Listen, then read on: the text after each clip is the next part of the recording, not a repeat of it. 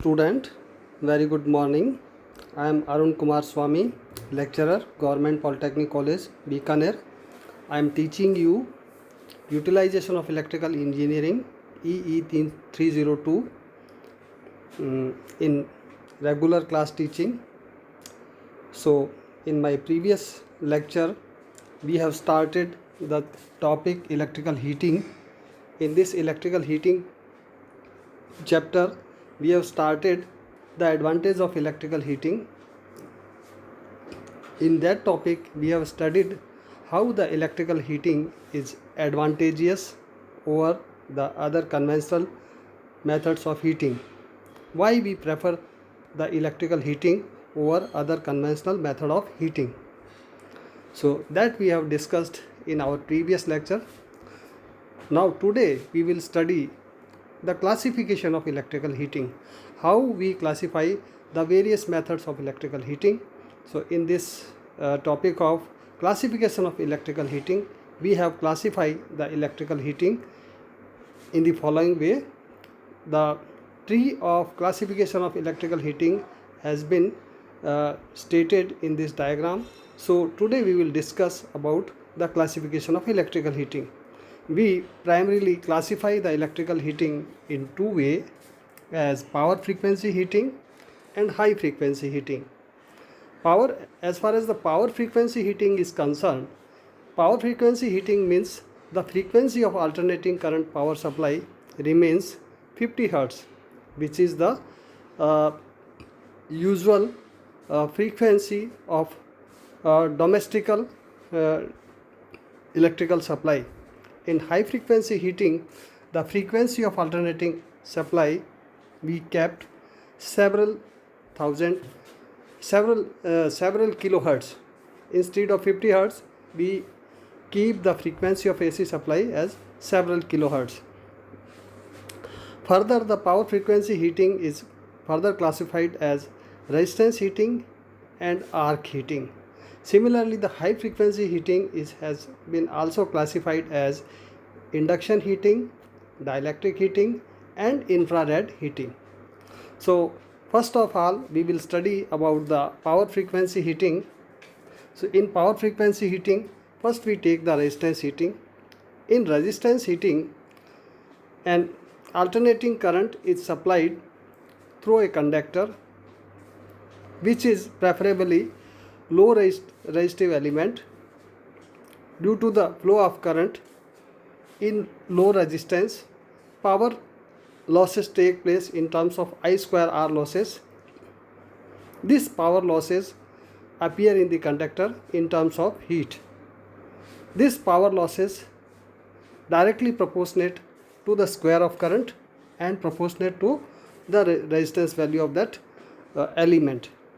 If we keep the resistance of element low, the current will increase.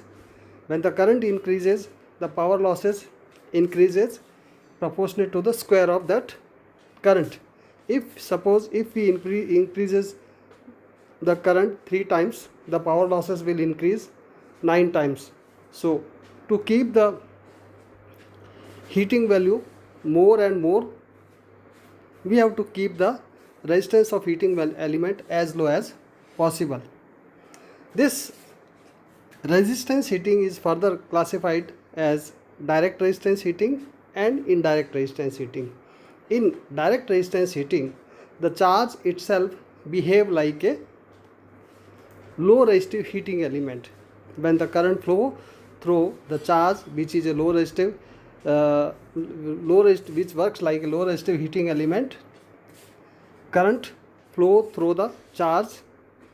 Due to that current and low resistance of that charge, power losses I square R take place.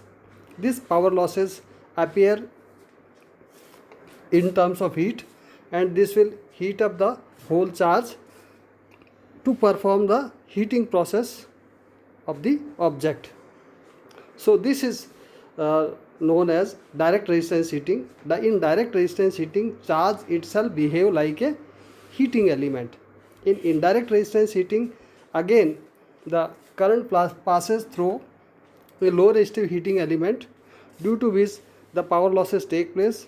These power losses appear in terms of heat, and this heat is then further transferred to the object or the charge by the method of heat transfer, which is radiation, conduction or convection. So by the radiation, conduction or convection, the heat is being transferred to the charge from the heating element, and the charge is being heated up to the desired temperature. So this is indirect resistance heating. Second one is the arc heating. In arc heating, an arc is established between two electrodes. To establish an arc, two electrodes are brought very near. They touch momentarily and then keep separate, due to which an arc established between these two electrodes. Due to this arc, the very high temperature developed, which is as high as 3000 degrees centigrade. So this much high temperature is enough to melt the charge to perform the desired heating process. This arc heating is further classified as direct arc heating and indirect arc heating. In direct arc heating, as we know, for arc heating we need two electrodes. So in direct arc heating, the charge itself behave as one of the electrode. So the arc is established between one electrode and another electrode is charge itself. So when arc established between the charge and electrode, high temperature developed due to the charge, and this heat is being transferred to the charge by conduction, radiation and convection, due to which the charge melt and the desired heating process can be obtained. In indirect arc heating, the arc is established between two electrodes, due to which very high temperature of the order of 3500 degrees centigrade developed, due to which this heat is being transferred to the charge by conduction or convection, and the charge is being heated. In indirect arc heating method, we need the rocking process for the homogeneous transfer of heat in the charge. So for this another mechanical arrangement is needed to rock the charge so as the heat is being transferred uniformly within the charge. Another one is high frequency heating. In high frequency heating, the high frequency heating is also classified as induction heating, dielectric heating and infrared heating. In induction heating, the induction heating work on the principle of induction, which is similar to the principle of transformer. Like in transformer, when alternating AC supply is given to the primary winding and alternating flux established in the core, this flux link with the secondary winding due to the rate of change of flux in secondary winding and EMF induced in it.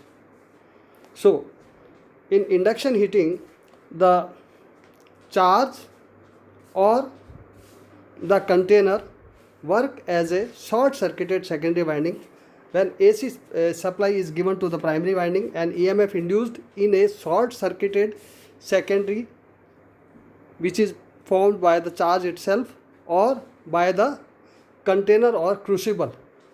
So an EMF developed in the short circuited secondary, due to which a very high current flow in the charge or in the container, due to the internal resistance of that charge and high current value, power losses take place, due to which heat developed, and this heat is being transferred to the charge.